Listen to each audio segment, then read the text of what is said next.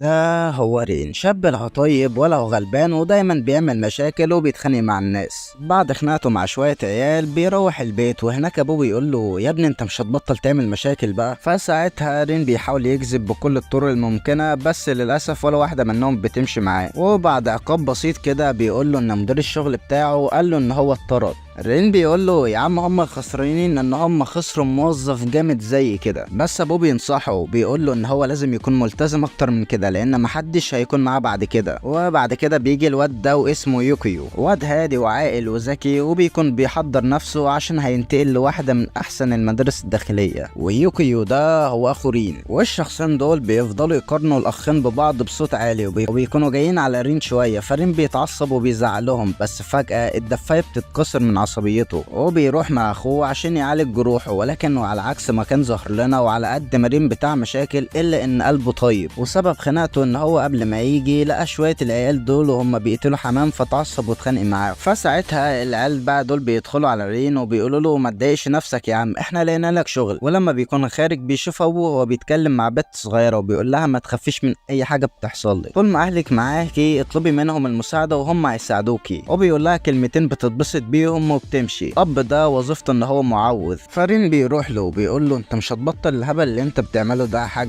يا حاج سيبك من الشغل ده وعيش سنك. فابوه بيقول له ان الشياطين موجوده في قلوب الناس، وقريب هتعرف الكلام ده يا رين. وبعد كده رين بيوصل لشغله الجديد، وصاحبه الشغل عشان تعجزه بتطلب منه ان هو يشيل كميه صناديق تقيله ويخرجها من المحل. ولكن مسافه ما هي خرجت كان رين خرج كل الصناديق، بس بيعمل شويه مشاكل عشوائيه، وسبحان الله كل المشاكل دي بتكون في وجود المديره. لكن لما بيجي يطبخ لهم في المحل بيطلع ان هو شيف زمانه، تقبل في الوظيفه وبيروح عشان يفرح اهله. ولكن وهو ماشي بيلاقي بنت بتجري ورا الشال بتاعها، فبيمسكه وبيلاحظ انها نفس البنت اللي كانت عندهم الصبح. ولكن الشال اللي في ايده بيظهر شبه القرد فيه، وبياخد الشال وبيجري. فرين بيجري وراه وبيلحق البنت الصغيره قبل ما الحاجه تقع عليها، بس بيبهدل المكان حرفيا. ولكن بعدها بيروح البيت وهو يائس. اخوه بيروح له وبيقول له ايه اللي حصل في الشغل خلاك ترجع بدري كده. رين بيقول له ان هو اتطرد. فاخوه بيقول له انت ازاي مهمل كده، كلنا كنا مبسوطين عشانك وانت تتطرد بالسهوله دي، على الاقل احكي لنا ايه اللي حصل معاك. فرين بيقول له ما اعرفش وما اقدرش اشرح حاجه انا مش فاهمها. وبعد كده بيوصلوا عند البيت، وبيكون ابو البيت موجود هناك عشان يشكر رين، وبيعتذر لهم ان بنته بقت مهمله اخر فتره. بس رين بيقول له هي مش مهمله، بس في حد بيضايقها، ولو انت ما ساعدتهاش هتعتمد على مين. بس بعد كده ابو رين بيدي للبنت ورقه النفله الرباعيه، وبيقول لها ان بيقول لها ان الورقه دي هتجيب لها الحظ. او بيعاقب رين كام يوم على انه ما يخرجش من البيت. لكن في اليوم اللي بعده على طول رين بيشوف حاجات غريبه بتطير في الجو، وبيخرج عشان يشوف في ايه وايه الحاجات دي. بس بيجيله شله المتنمرين من تاني، ورين خرج لهم. الواد بيقول له انا هدفع لك اللي انت عايزه، بس عشان سمعتي في المدرسه الجديده اللي دخلتها بفلوسي، مش زي اخوك اللي خدها بمنحه الفقرا دي. بس شكله مش بيتوب، ورين بيرجع يضربه من تاني. ولكن ساعتها العيال بيكتفوا رين، والواد بدا يتحول، وبيتحول لهيئه غير بشريه، او بيمسك صيغ مولع وبيكون عاوز يحرق رين. ولكن ساعتها رين بيتعصب وبيقول لهم ابعدوا عني. وفي اللحظه دي كل حاجه بتبعد من حواليه، وجسده بيتحط بنار زرقاء. وساعتها الواد بيقرب من عليه وبيقول له انا استروت خدامك، تعالى معايا عشان السيد سهتان مستنيك. ولكن ساعتها المعوذ بيجي وبيبدا يقول شويه تعويذ. استروت اول ما بيعرف ان هو معوذ بيجري عليه عشان يخلص منه، بس المعوذ بيقدر يهزمه وبيخرج الشيطان منه. وبعد كده بيكلم رين وبيقول له مش انت تقدر تشوف الشياطين يا رين مش كده؟ وبيبدا يحكي له عن هذا العالم، وبيقول له العالم ده متكون من بعدين مختلفين زي المرايه. الاول هو عالمنا اللي هو اشياء، وده عالم البشر. اما العالم الثاني وهو عالم الشياطين وهو جهنة. وزي ما قلت انهم عوالم منفصلة وما ينفعش يتفاعلوا مع بعض، بس هم قدروا يلاقوا ثغرة يدخلوا بيها عالمنا. ودلوقتي هم عرفوا حقيقتك، وهيجوا ناس كل شوية ويحاولوا يخلصوا عليك. رين بيقول له انت بتقول ايه يا عم، انت شياطين وناس يخلصوا عليا، هو انا مين بالظبط؟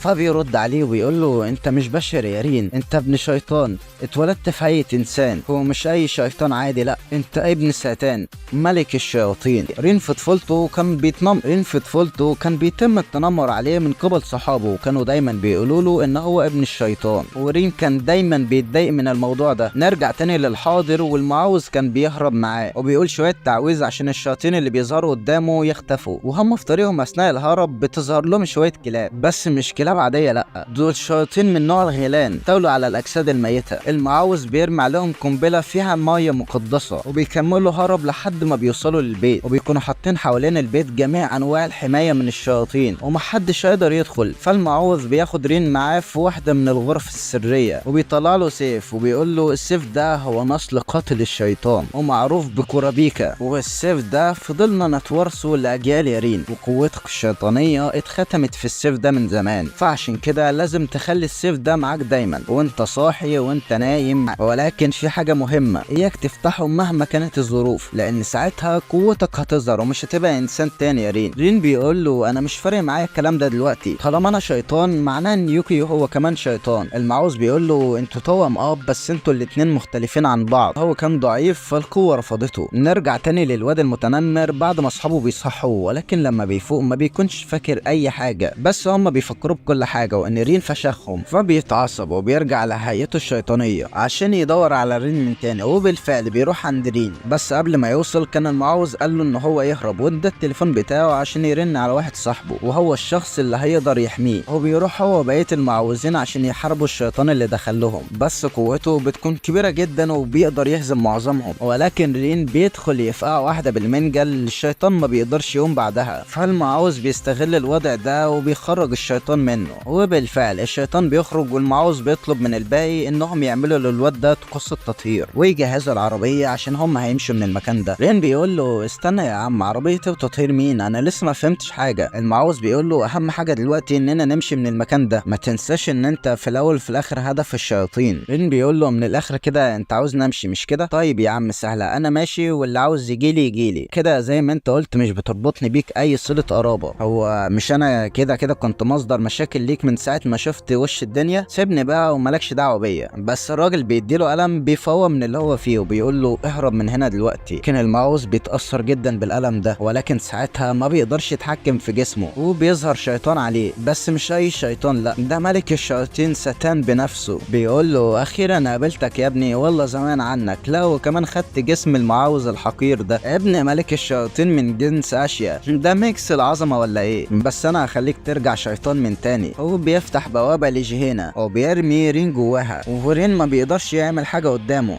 بس ساعتها فوجيموتو ابو رين بيرجع يقاوم ساتان من تاني وبيقول له رين ابني وطول عمره ابني وهيفضل مين مهما كان انت مين. وساعتها بيضحي بنفسه والساتان بيختفي، بس البوابه بتكون لسه مفتوحه ورين هو وفوجيموتو بيكونوا لسه جواها.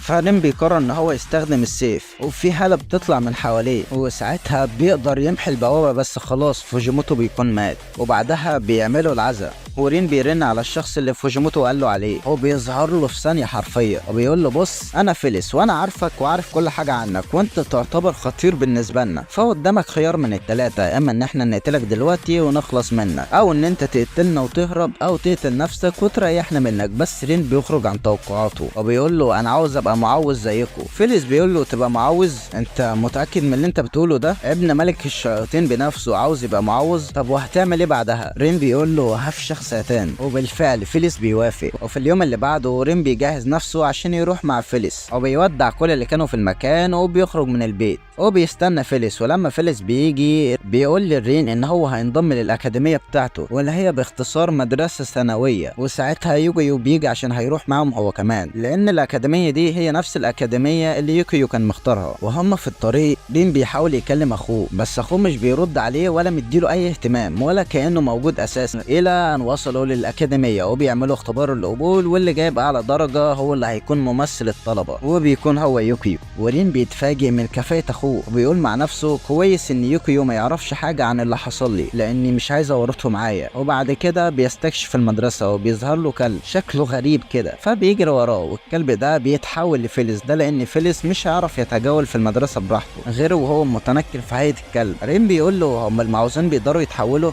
فيليس قال له لا بس انا حاله خاصه. وبعد كده بيديله مفتاح وبيقول له المفتاح ده هيدخلك على اكاديميه المعوذين، وهناك هتتعلم ازاي تبقى معوذ، وعشان توصل كل ما عليك ان انت تفتح اي باب بالمفتاح ده. وبالفعل لما بيفتح احد الابواب بيدخله على الاكاديميه وبيوصل الفصل بتاعه وبيعرف عن نفسه، وهناك بيكون موجود عدد قليل جدا. فرين بيسال فيليس مين دول؟ فيليس بيقول له دول اللي هيدرسوا معاك التعويذ. رين بيساله طيب وهم دول شياطين زي ولا ايه؟ ففيليس بيقول له لا دول بشر، وفي منهم اللي خد جرح الروح وفي منهم اللي لسه ما خدش جرح الروح، وجرح الروح ده عباره عن مرض او جروح حصلت بسبب شيطان، ومن بعدها بتقدر تشوفهم. وبعدها بيدخل المدرس بتاعهم اللي للمفاجاه بيطلع ان هو يوكيو. هو بيكون معوذ بالرغم من ان هو في نفس عمرهم. رين بيتفاجئ من اللي بيشوفه، بيقول ازاي كده؟ يوكيو بيعرف عن نفسه للطلاب، ورين بيكون متفاجئ من اللي هو شايفه. ويوكيو بيقول لهم ان هو درس التعويذ منه وهو عنده 7 سنين واتخرج من 2 سنين. بس رين بيتعصب ويقول له يوكيو فهمني اللي بيحصل ده دلوقتي. يوكيو بيخرج باقي الطلاب، ورين بيقول له انا عايز افهم كل حاجه دلوقتي. يوكيو بيقول له انا لما دخلت قلت كل حاجه اصلا، ولكن ساعتها في مصل غريب بيقع على الارض وبيجذب الوحوش ليهم. يوكيو بيطلع اسلحته وبيبدا ان هو يخلص عليهم. يوكيو بيقول له انت شيطان وعمر ما الحياه دي هتتغير، وانت كده كده خطير علينا مهما كنت.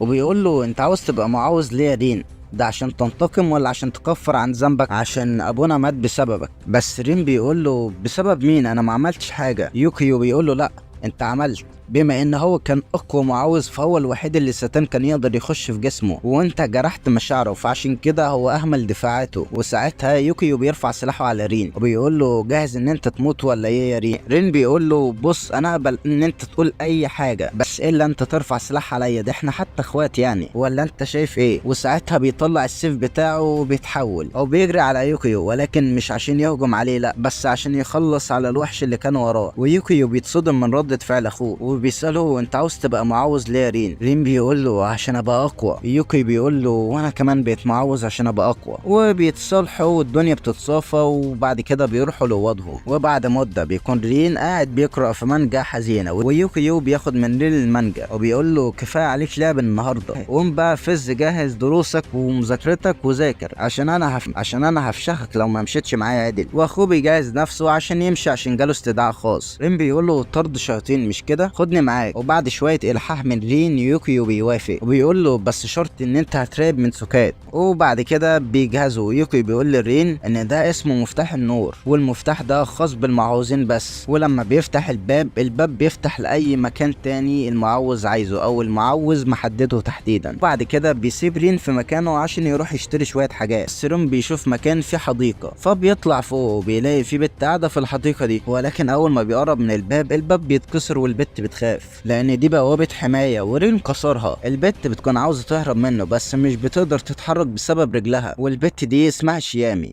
ويوكيو هو بيجيب الحاجه بيسال عن شيامي لان البت دي هم اللي طلبوها عشانها وعشان رجلها، لان كل الدكاتره قالوا ان عظمها سليم ولكن هي مش بتقدر تمشي برضه، فعشان كده هم معتقدين ان في شيطان مستولي عليها. وبنروح لماضي شيامي وهي طفله وبتحب الحياه مش بتحب اكتر من جدتها اللي كانت مهتمه بالنباتات، ولكن لما جدتها توفت شيامي جالها صدمه. وبعد كده يوكيو بيروح لشيامي وبيكون عارفها. شيامي بتقول له بص من الاخر الشياطين ما لهمش علاقه بيا ولا برجلي ولا اعرفهم حتى، بس هو بياخد له بصه وكل رجلها مليانه عروق بارزه وبالظبط بتكون بسبب شيطان، وده عباره عن جرح الروح. الشيطان اللي عامل كده في شيامي ما هو الا شيطان من درجه منخفضه، كل اللي يقدر يعمله هو ان هو يخترق الحاجات البسيطه في النباتات اللي في الحديقه ومنها بيخترق جسد شيامي.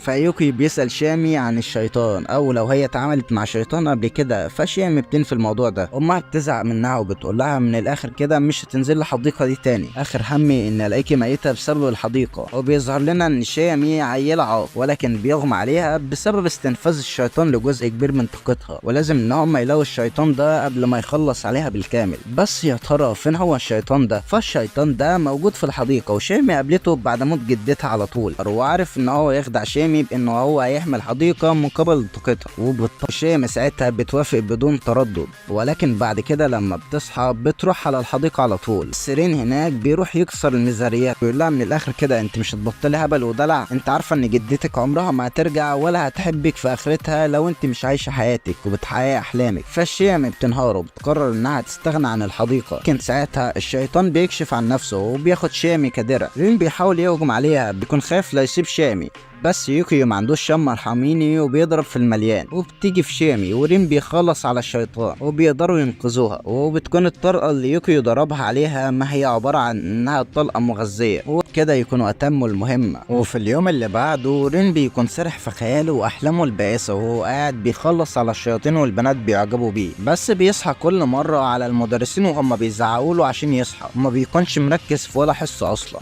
لحد الوقت اللي بيجي فيه ميعاد تسليم الدرجات، وبيكون رين واثق من نفسه، ومن ثقته دي بيجيب 2 من 100. وبيجي الواد اللي وش اجرام ده يستلم درجاته وبيكون جايب 98 من 100، ورين بيتصدم وبيقول له انت اكيد غشاش، وبيقول له انت اكيد غشاش يالا، انت بكتيرك تجيب 1.5. سوجورو بيقول له انت مفكرني واخدها لعبه زيك يالا، انا بذاكر بجد وبجتهد عشان ابقى معوض قوي. ويوكيو بيشهد على كلامه، فبيستريحوا بعد الحصه، ورين بيسال يوكيو عن سوجورو. يوكيو بيقول له ان هو وضع وان هو جه الاكاديميه بمنحه خاصه، وهو وارث احد المعابد المشهوره في منطقه كيوتو، فرين بيقرر يقلبها منافسه مع الواد ده، وبتدريب التوازن ضد الشياطين لا بيتوازنوا ولا بطيخ بس بيقلبوها سباق حرفيا. فالسوجورو بيقرر يضايق رين وبيخرجوا عن المسار، وبيقف هو وبيجي الشيطان، وبس المدرس بيلحقهم على اخر لحظه، وبعد كده الاتنين بيمسكوا في خناق بعض، بس المدرس بينزل وبياخد سوجورو معاه، ورين بيقف يسال العيال اللي بيقفوا دايما مع سوجورو عليه، بيقولوا له يا عم سيبك منه واعذره، لان هو واخد الموضوع ده جد حبتين 3، وده لان هو عنده هدف، والهدف ده ان هو يخلص على ساتان. ايوه بالظبط، ده هو نفس هدف رين. والواد الاقرع بيقول له ان سوجورو عاوز يرجع يبني معبدهم تاني، وده لان في الليله الزرقاء من 16 سنه المعابد كلها اتدمرت، والليله الزرقاء دي حصلت لكل المعوذين الكبار، وهي الليله اللي ساتان خلص فيها على اعتى المعوذين حرفيا، واللي النار الزرقاء بدات تخرج من اجسادهم، كانوا بيطلعوا دم من عيونهم ويموتوا واحد تلو الاخر. وفي نفس الوقت المدرس بيكون بيكلم سوجورو وبيقول له ما تجيش ناحيه رين من تاني ولا تعمل معاه مشاكل. سوجورو بيقول له هو انا كلمته؟ طب ما احنا الاتنين غلطانين، تهوش ليه؟ المدرس بيقول له انت ذكي واكيد فاهم ان المدير فيليس هو اللي جابه بتصريح خاص، فمن الافضل ليك ان انت ما تحتكش بيه. ولكن بعدها بيضطر يمشي وبيقول لهم كملوا تدريب مع نفسكم واياكم حد ينزل الساحه، وبيسيبهم وبيمشي. ولكن لما بيمشي سوجورو بيقول لرين بقول لك ايه، لما تيجي نعمل منافسه بسيطه كده، ننزل للساحه ونلمس الضفادع، واللي يلمسها من غير ما الضفادع تهجم عليه هو الكسبان. وده لان الضفادع دي بتقدر تقرا الافكار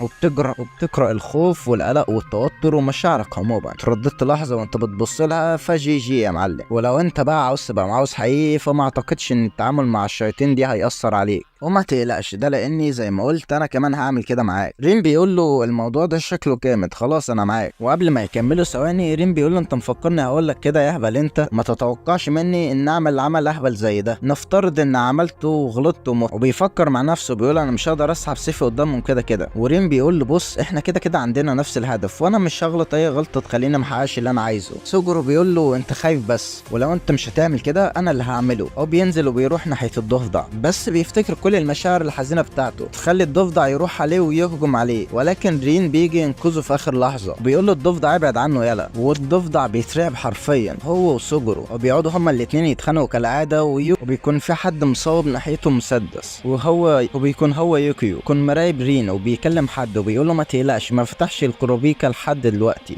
وبعد كده نروح لفيليس اللي بيجيله الواد ده واسمه اميمون، وبيساله اميمون عن جيهينا، وبيسال اميمون عن جيهينا. اميمون بيقول له ان كل الشياطين اللي هناك مش عايزين يصبروا اكتر من كده بعد ما اتاكدوا ان الملك بتاعهم المستقبلي هنا في اشياء. ففيليس بيقول له روح قول لهم ما يلاقوش وقول لهم ان رين تحت رعاية. فاميمون بيقول له طب وانت مش ناوي ترجع جيهينا؟ فيليس بيقول له امشي دلوقتي ونبقى نتكلم بعدين، والشكل الموضوع كبير. وفيليس بيقول مع نفسه عمري ما هرجع جيهينا، اللعب هنا اجمل بكتير. وبعد فتره في الحصه يوكيو بيقول لهم في الفصل انهم هيبداوا اسبوع تدريبي، وده في خلال فتره الترم اللي هم فيه اللي هم الاسبوعين الجايين، واللي هياخد رتبه الاكسواير من الامتحان هيقدر ان هو يتدرب عملي مش مجرد على الورق وخلاص، لا هيروح معانا مهمات. اما بالنسبه للمعسكر التدريبي فانا عاوزكم تختاروا الفئه اللي انتوا عاوزينها. رين كالعاده ما بيكونش فاهم اي حاجه، فبيروح لسوجورو والشله بتاعته او بيسالهم عن معنى الفئات دي. المايستر ده عباره عن فئه المعوذ، يعني المروض او الفارس او المرتل او الطبيب او والجندي، ولو انت قدرت تنجح في اي فئة فيهم فانت رسميا بقيت معوذ.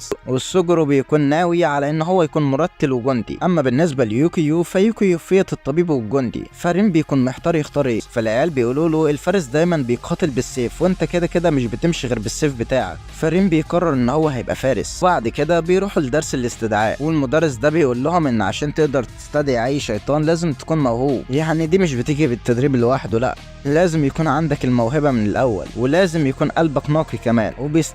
وبيستدعي الشيطان من اعتى الشياطين. وبعد كده البت ايزومي هي كمان بتقدر تستدعي ثعلبين، ونفس الكلام مع شامي اللي بتستدعي روح الغابة. اما الباقي ما قدرش ان هو يستدعي ديليفري حتى. فالمدرس بيقول لهم ان هم لو حسوا ان الشيطان مش هيكون تحت سيطرتهم فساعتها لازم ان هم يقطعوا الدايرة السحرية. وبعد كده شامي بتقرر انها تروح تصاحب البت ايزومي، والبت التانية ايزومي بتوافق بس بتاخدها كعبد حرفيا. ورين مش بيعجبه الوضع وبيحاول يقنع شامي، بس شامي بتقول له انها مش مهتمة حتى لو هتستغلها، المهم انها تكون مفيدة لاي حد على الاقل. ولكن ساعتها بيسمعوا صوت سويت جاي من الحمام، وبيكون في شيطان جوه حمام البنات وبيرمي سم على ارمي. فايزومي بتستدعي الثعالب بتوعها بس بتكون عزيمتها ضعيفة، والثعالب بيكونوا رايحين يهجموا عليها، بس رين بيوصل وبيلحقها وبيخليها تقطع ورقة الدايرة السحرية. والشية ما بتيجي هي كمان، فرين بيقولها تعمل لارمي اسعافات اولية وهو هيهتم بالشيطان. هو بيهجم عليه وما بيكونش عاوز يستخدم سيفه عشان محدش يكشفه، بس الشيطان بيعرفه وبيتأسف له وبيقول له ان هو بيعمل كده مش بمزاجه، بس في حد استدعاه وطلب منه كده. هو لسه رين هيستخدم سيفه بس يوكيو بيجي وبيبعد الشيطان وبيطلع ان اللي مستدعيه هو مدرس الاستدعاء. وبعد كده بيدوا الارمي اجازه ترتاح. ارمي بتصدم ايزومي وبتقول لها انها هتسيب فصل التعويذ لانها مش مناسبه للموضوع ده. وبعد كده في الفصل كان في حصه عن ترتيل التعويذ، وايزومي بتتلخبط على غير عادتها عشان الصدمه اللي خدتها، على عكس سوجورو اللي بيقدر يقول التعويذ بكل سهوله. فبيقعد يهاتي ان هو احسن من ايزومي، فبتدور خناقه بينهم. فيوكيو بيعاقب الفصل كله عقاب جماعي عشان يتعلموا العمل الجماعي، والعقاب بيكون ان هو حاطط على رجليهم روح لصخره وزنها بيتقل كل شويه لمدة 3 ساعات،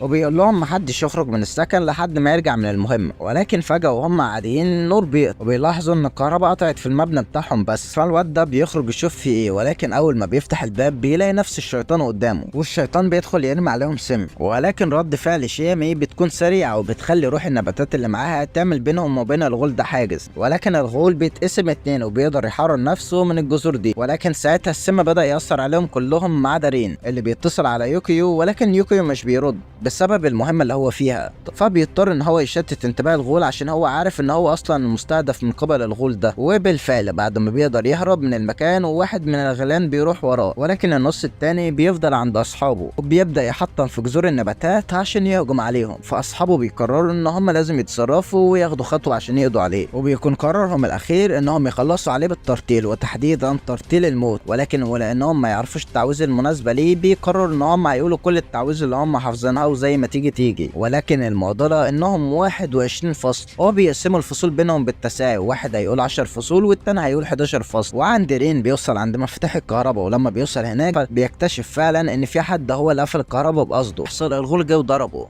وهو لسه هينط عشان يخلص عليه. رين بيهرب، وساعتها بتظهر النار الزرقاء من غير ما يسحب السيف بتاعه حتى، وده معناه ان السيف لوحده ما بقاش قادر ان هو يستحمل قوته. وساعتها مدرس الاستحضار بيوصل، هو بيفضل يستفز رين عشان يظهر قوته الحقيقيه، قوه ابن ساتان. ولكن ساعتها رين بيسحب سيفه وبيروح يخلص على الغول. نرجع تاني لشلتنا، يقدروا يوصل للتعويذة أخيرا، وبكده يكونوا خلصوا على الغول بشكل كامل. وساعتها رين بيوصل لهم، وللمفارقة العجيبة مدرس الاستدعاء بيوصل هو كمان وبيكون معاه يوكيو. وكده نكون وصلنا لنهاية حلقتنا. فلا عاوز تعرف ايه اللي هيحصل بعد كده، وليه مدرس الاستدعاء عمل كده، ويا ترى رين هيعمل ايه مع الستان، وهل هيبقى معوذ ولا لأ، وازاي الشياطين لقوا ثغرة لعالم البشر، الكلام ده كله هنعرفه اكتر في الملخص الجاي من حكاية رين. فما تنساش لايك شير وسبسكرايب بتاعك وتكتب لنا في الكومنتات ايه اكتر جزء عجبك في الحلقة، وتكتب لنا الانميات اللي عاوزنا نلخصها بعد كده. وما تنساش تصلي على الرسول، اللهم صل وسلم على سيدنا محمد وعلى آله وصحبه اجمعين.